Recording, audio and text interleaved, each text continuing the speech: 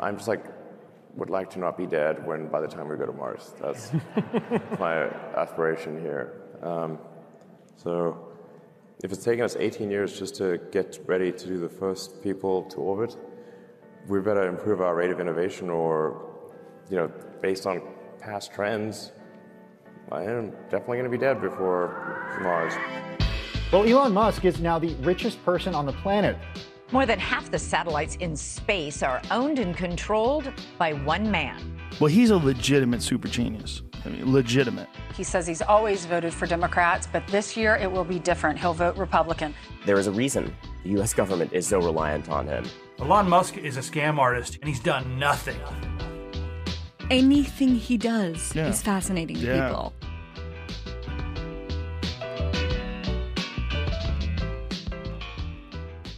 Welcome to Elon Inc., Bloomberg's weekly podcast about Elon Musk. It's Tuesday, September 10th. I'm your host, David Papadopoulos.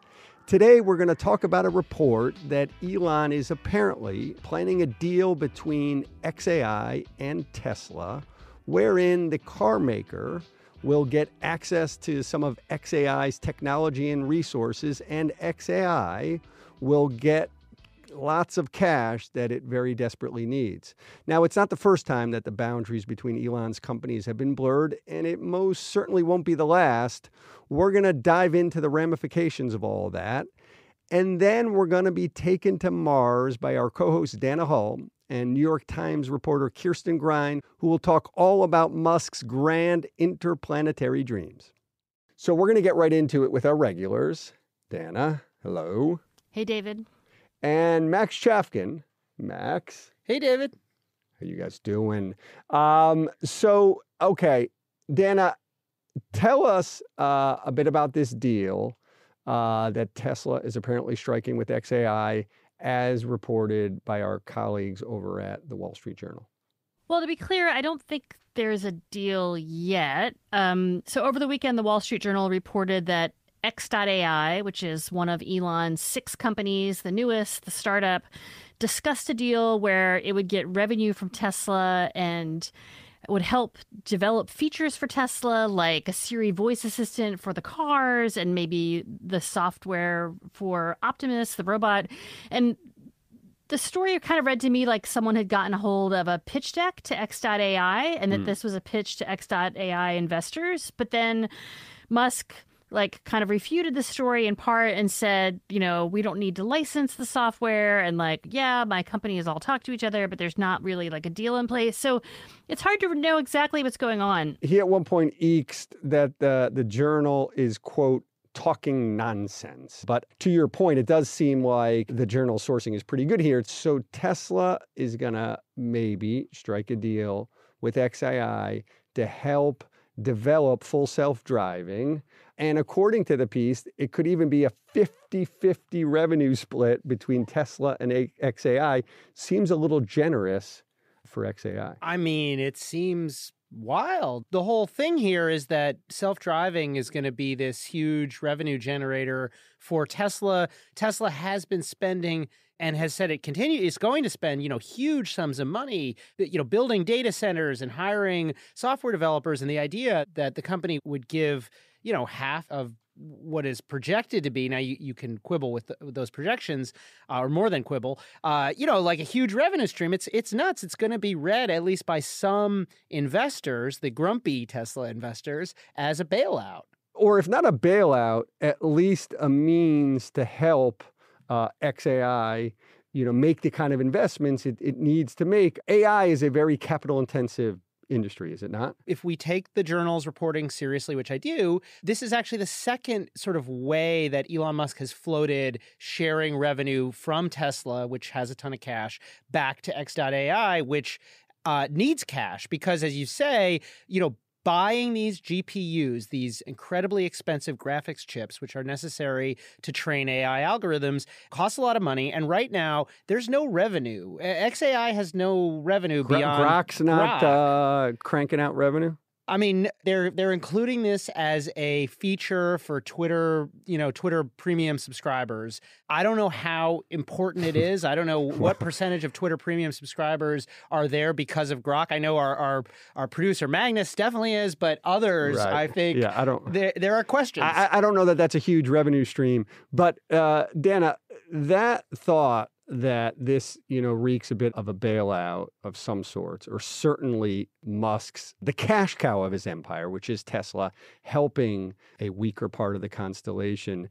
It brings back to mind, for me at least, I think he plunked down, or Tesla plunked down, $2.6 billion into Solar City, which at the time was struggling. And I don't know, you tell me, how big a part of Tesla's business today is the solar business? Well, the solar business is pretty minuscule. The big driver of the energy part of the business is the Megapack and selling massive batteries to utilities. But to be clear, Solar City was always part of the constellation because Musk founded the company with his cousins. His cousins nominally ran it, but let's be honest, Musk was the chairman of the board. He was the largest shareholder. And when he bought them, it was because he was bailing out himself. And the same kind of crew of people that have been on all of Elon's boards were also on the Tesla City board. So it was a bailout of himself. And he sort of made this big thing of showing off the solar roof as he was trying to get the deal approved. But Musk has floated a Tesla AI tie-up before. Max, I forget if it was a poll or if it was just just asking questions. It was a poll. It was a poll. Should I go to the Tesla board and ask them to invest $5 billion in xAI? And it sounds like the board, I'm sure there have been board meetings all summer about this, and maybe this pitch deck is we just don't know what form it is yet. But I think the journal, I take the journal story really, really seriously, and it's always interesting to me, when Musk chooses to push back on stories, there's usually a threat. There's usually truth there, and he's very strategic. Well, also, he will issue these sweeping, extremely muscular denials. Talking nonsense. And when it comes down to it, the truth is, it is a denial, but it isn't a licensing deal. He's acting like the journal is completely off base. It's very possible that the journal sources have one or two details wrong, but the gist of the story is correct. Max, I want to go back and linger for a second here on this thought about this inter-empire self-dealing in the Musk universe. The whole thing it just seems a little dangerous, right? There are already lawsuits over, I said, what makes this so weird, the idea that Tesla would pay xAI money, is that there are already lawsuits from Tesla shareholders suggesting that there's a problem, that the fact that xAI is, poaching employees or hiring at least Tesla employees, that it's already essentially draining value out of this publicly traded company that, yes, Elon Musk controls. Yes, he has a huge amount of equity, but he's not the majority shareholder. They're public. There are pension funds and so on. And the contention would be that they're basically pulling money out of this publicly traded concern, the most valuable company in Elon Musk's empire, and putting it into this kind of faddish, AI play that has really sketchy prospects, a lot of talk, but not a ton of actual progress. And it's one that, Elon Musk essentially has an enormous equity stake. So it really feels super questionable from a sort of conventional, good governance perspective, which of course is not a perspective Elon cares about. And I'm also curious, xAI is pretty small. I think the last time we talked to our colleague Kurt Wagner, they've got maybe 35 employees. Maybe they've grown a little bit since then, but xAI is tiny. So where are they located? Are these employees working out of a Tesla office in Palo Alto? I'm not sure where these people are housed, but I would not be surprised if they've got a corner of an office somewhere that's Well, that's amazing. By the way, if they have as few as 35 employees, according to that journal story, the company also has a valuation of $24 billion. So you're almost at about a valuation of $1 billion per employee. That's pretty good. Max, back to your point on the governance issue, and then there's also just the issue of, is it just good business for these individual companies, right? In a world in which Musk owned 100% of Tesla and 100% of xAI, he can do whatever the hell he wants. And if he wants to move resources around from one to the other. It's fine.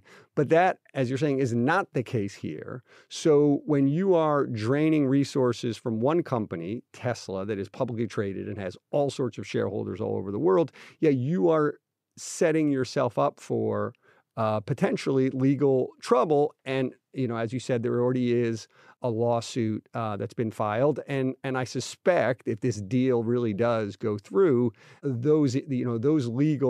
that legal peril he is in is only going to be amped up. There also then is just the issue of, is it just good business, right? And is it good business for Tesla? And is it good business for xAI? So I ask you, Dana, what would be the glass half full positive take on this transaction for the companies, the clients, shareholders, and Elon? Just that there's value add, that, Tesla will be able to realize its full self-driving dreams and this sort of the cabin experience faster if they somehow partner with xAI to use their Grok training to, help the cars in some way. But I don't fully get it. But I think that you have to remember that investors who are all in on Musk, and there are several, like Ron Barron, who are longtime Tesla shareholders, they're in it because he is in so many industries, and they see this as a positive, and they're not upset about this. They actually are for it. And I would not be surprised if the board gave him the green light and if shareholders approved it, if it actually even went to a shareholder vote. Musk has been kind of shuffling the cards around among his companies and his empire the entire time he's been in business. And a lot of people have gotten very wealthy because of that. And so I just would push back against this idea that, this is another legal fiasco in peril. I think that he has support. I think there are two different things. There's one, support from the board is one thing. Support from all of your shareholders. Again, we already do have a lawsuit that's been filed. Yeah, but so what? I'm sorry. There are lawyers who will file a lawsuit and they will find a pension fund to be the nominal plaintiff. They sue Elon all the time. It's a serious lawsuit. But I'm saying you got to look at the shareholder base of Tesla, and these longtime shareholders. These are the same people who just approved his pay package yet again. He has support from a significant number of shareholders. What Dan is saying is they're going to take this lawsuit and put it in a big stack of other lawsuits and ignore it. Yeah. And also that, yes, there are shareholders are mad, and those shareholders, of course, can bring litigation, but the majority of Tesla shareholders, and we know this because there was this vote on pay, if you say to them, it is outrageous that Elon Musk is running all of these companies like one giant conglomerate, how could he? They're going to say, yeah, he is, and we love it. That is a lot of the... And I think that the business case there is very shaky. The business case, if you ask them what it is, it's basically Elon Musk is a genius. This is how he wants to do it. Therefore, it must be great. I don't think the logic there is super solid, but I think the idea that shareholders, for the most part, are on board with this is true. What's the stock done year to date? I can't remember year to date, but it hasn't been performed particularly well recently. No. So I guess my point to the two of you would be, that's fine. That's the universe, right? Those who are part of that cult of Elon and whatever he does, we say amen, and we love the stock and we're going to own the stock forever. That's a shrinking universe.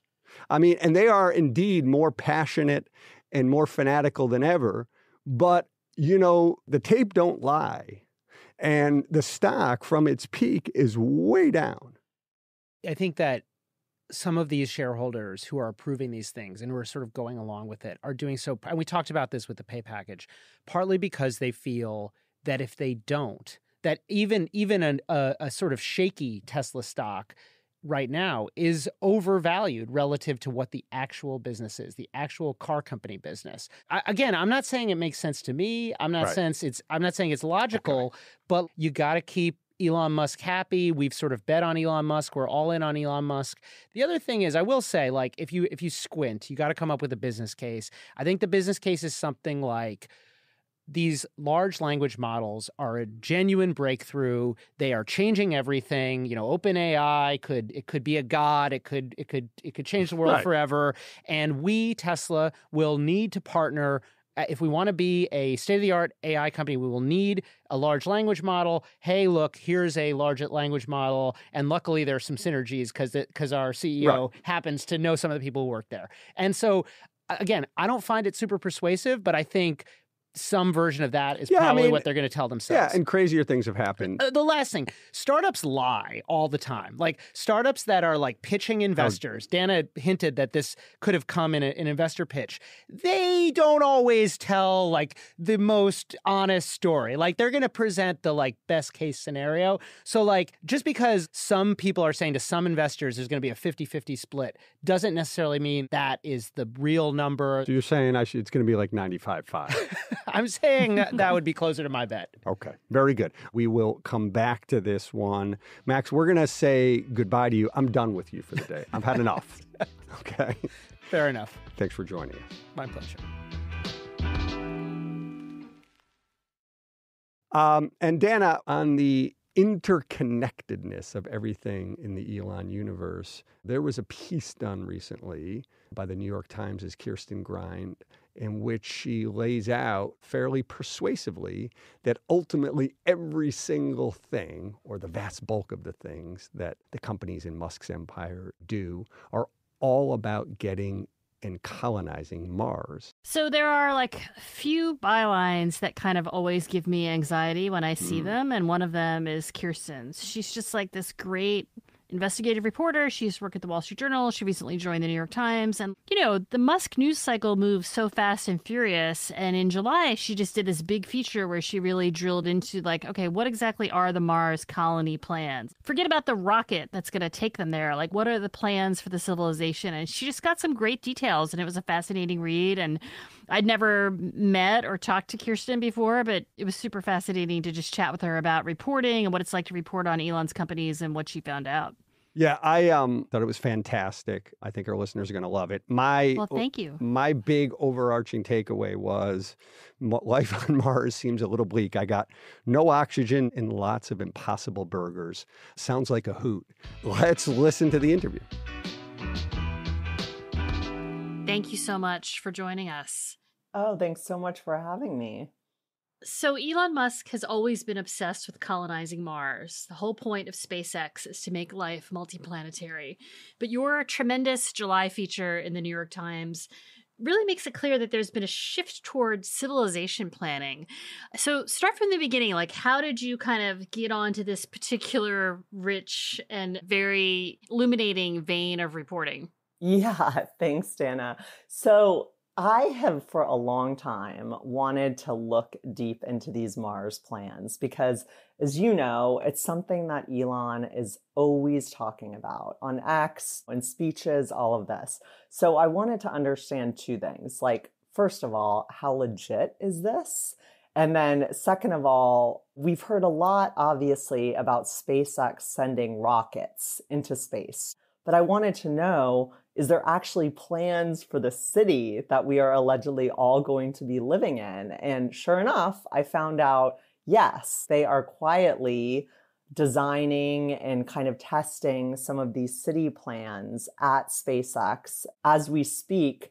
The thing is, they can't really talk about it the way they talk about the rockets and starships for a variety of reasons. But one of the biggest ones is that they have a contract with NASA. And under that contract, Elon has to get to the moon first. So to kind of say, oh, we're spending all this time like designing cities, that's not going to work. Yeah, and what exactly did you learn about the city? Because he's talked about the need to like terraform Mars for years, right? And like I always had this image that they were going to like, I don't know, I was sort of imagining like terraniums or like bubbles.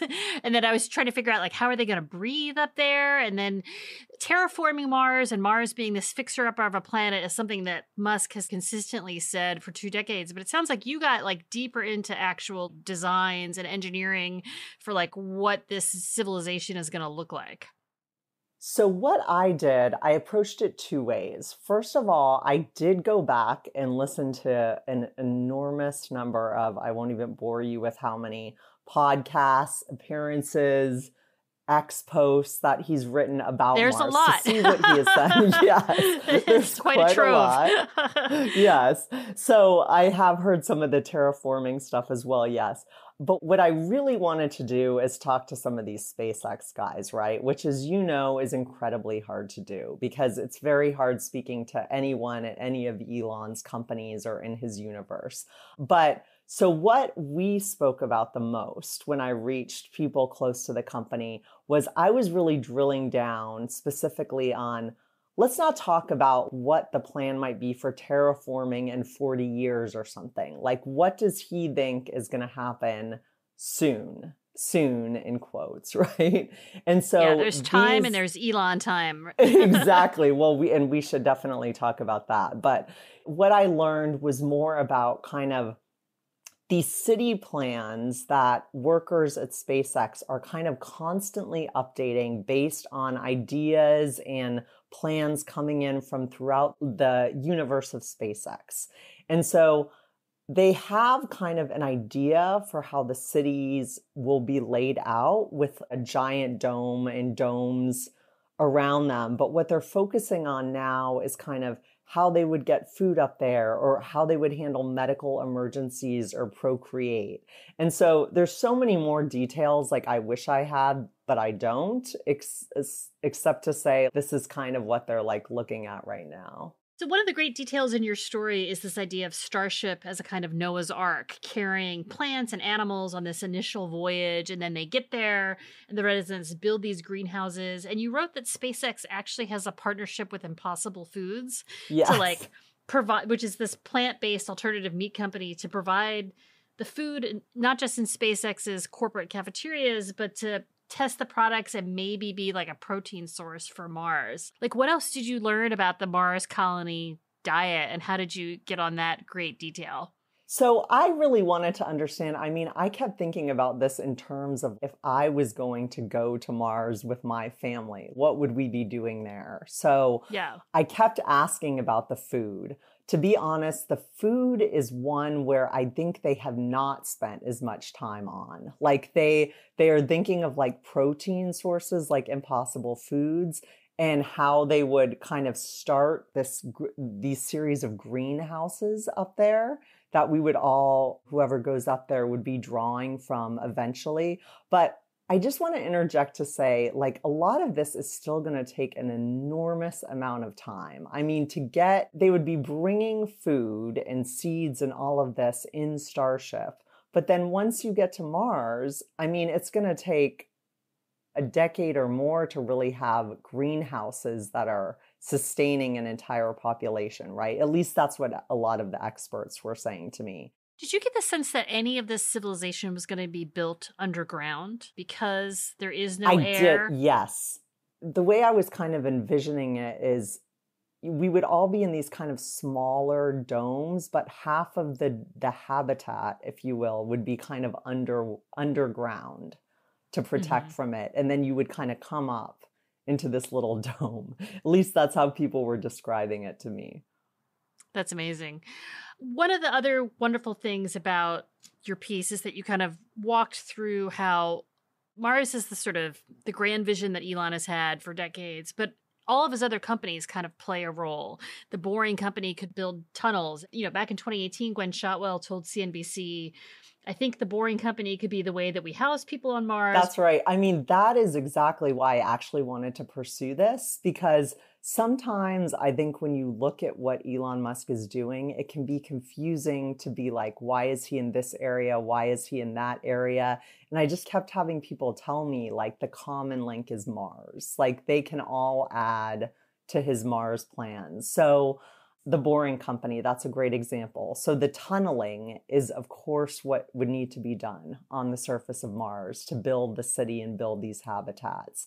Tesla, I mean, the Cybertruck, that doesn't even take reporting. You can just look on the street and see that clearly he meant the Cybertruck for Mars, right? Although you could argue it works here in the US too. The one that really surprised me, because I was kind of puzzling over X, Twitter, and thinking I don't really understand how that plays into the Mars plans. And A lot of people close to him I spoke to have been frustrated that X has taken away from time he is spending on Mars.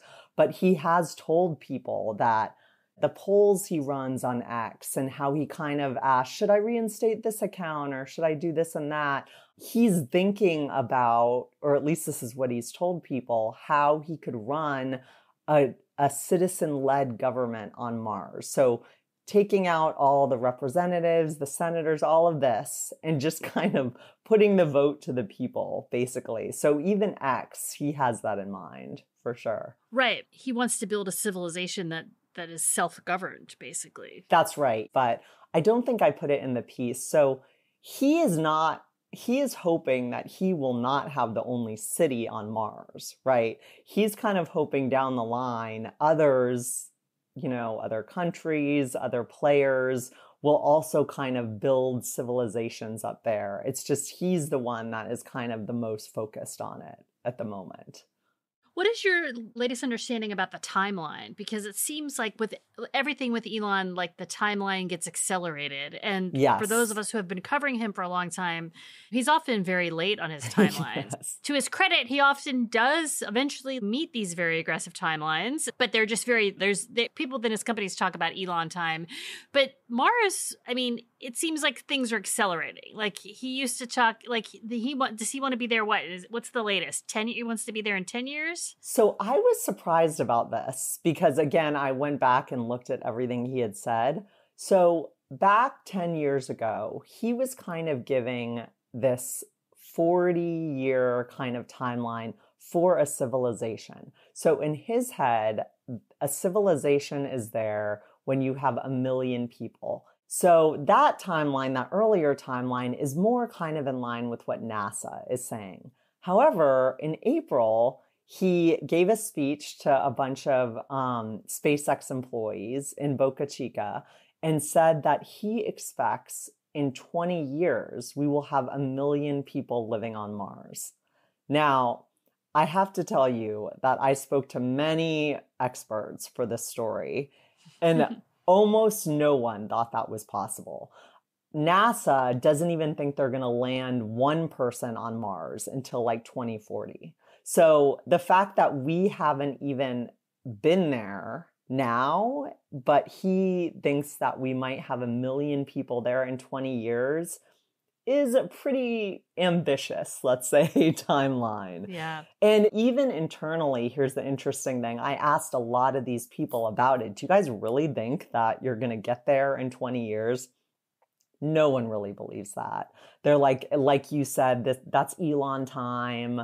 Hilariously, a couple people told me they really think he just said that to make them work harder. They call some of these drawings like a hype package to get them excited about the work at SpaceX, even though it's not going to come to fruition in a really long time. So the timeline, Elon's almost definitely, well, I don't want to say almost definitely, but the chances of him getting to Mars are pretty high. In 20 years, I don't know, according to the experts.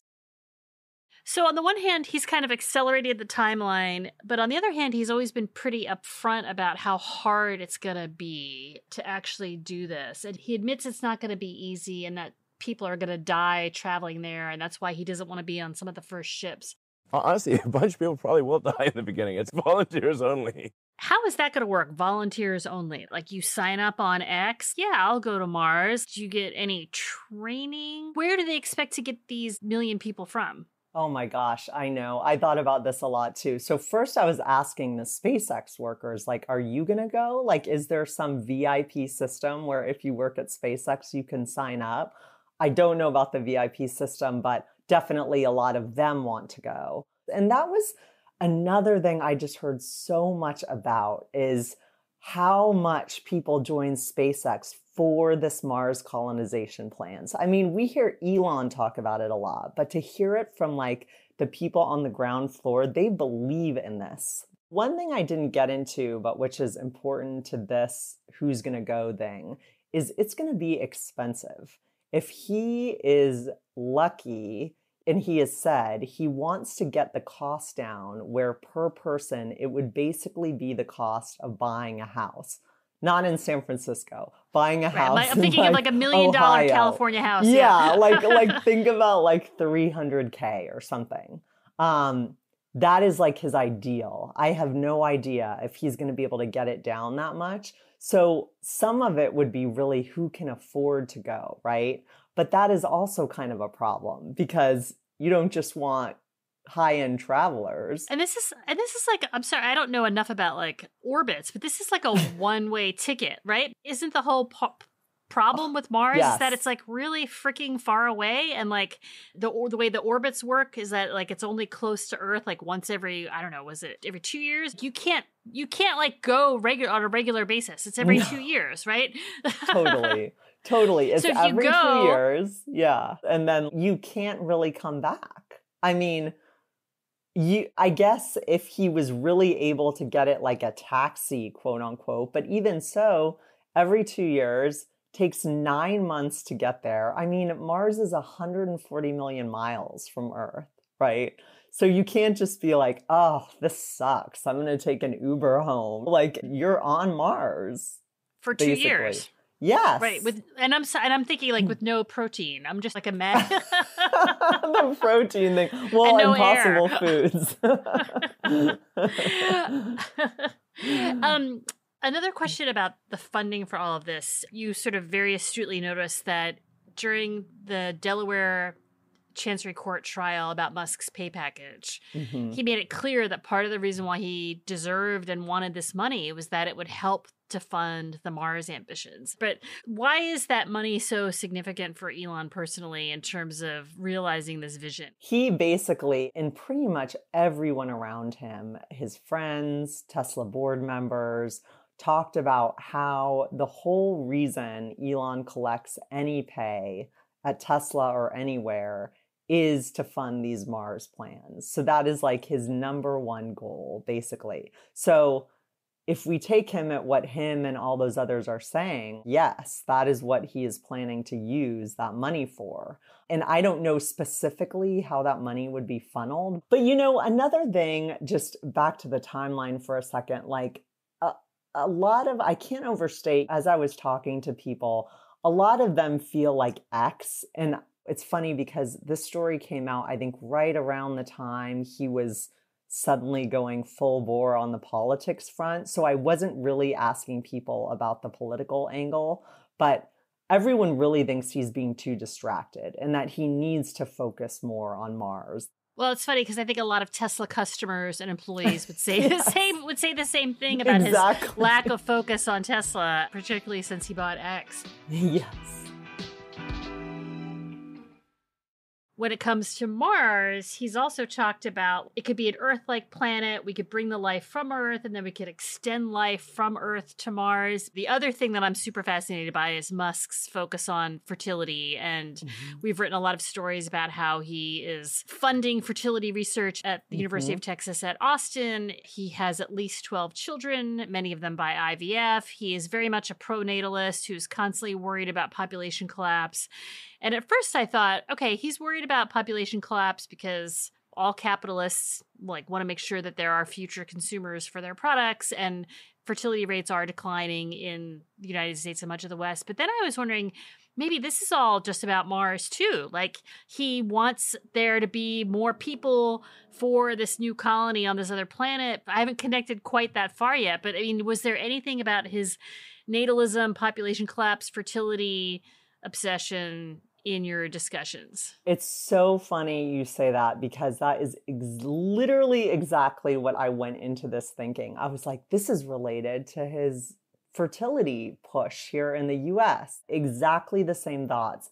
But then as I went down the road and I talked to more people and I heard him keep speaking about how kids wouldn't be on the first voyage, I sort of thought that through and I was like, his kids are going to be adults by then. I couldn't quite make the leap like you're saying, and no one was relating it that way. What they were talking about is this potential to have a totally new species on Mars, which is one thing that SpaceX is kind of basically researching right now, because we don't know if you can carry children in space right now. They haven't figured that out for sure. What do you mean researching a new species? That's a good question. So they're not, sorry, I shouldn't say, they're not researching a new species. They're researching how we could procreate on Mars, basically. And so when I learned that, that's when I sort of was like, I don't know if this is totally related to what is happening with him on Earth and all his children, because it doesn't seem like he would be having all those children to carry to Mars, and no one said that to me. So I think my last question is, do you have any interest in going to Mars yourself? Let's just say your kids are grown, they're successfully launched, you're in the twilight of your years, you've won all the journalism prizes, you're happy, like this would be the last big adventure. Would you have any interest in going? No, I am not going to be going to Mars. I totally appreciate why others want to go or go to the moon or go to space, but it's definitely never been one of my things. I know. What about I feel you? Same. I'm fundamentally like an ocean person. Like I really like to be near water. It's not my like preferred ecosystem. Like my preferred ecosystem is like Point Reyes. No, definitely. And like I have thought about how crazy that would be to stand there and you're just surrounded basically by space. I mean, I'm going to stick with Point Reyes too. I'm there with you. Kirsten Grind, reporter at the New York Times. Thank you so much for joining us. Thanks so much for having me. This episode was produced by Stacey Wong, Naomi Shavin, and Rayhan Harmansya are our senior editors. The idea for this very show also came from Rayhan. Blake Maples handles engineering and David Purcell fact checks. Our supervising producer is Magnus Henriksen. The Elon Inc. theme is written and performed by Taka Yasuzawa and Alex Sugiura. Brendan Francis Newnham is our executive producer, and Sage Bauman is the head of Bloomberg Podcasts. A big thanks, as always, to our supporter, Joel Weber. I'm David Papadopoulos. If you have a minute, rate and review our show. It'll help other listeners find us. See you next week.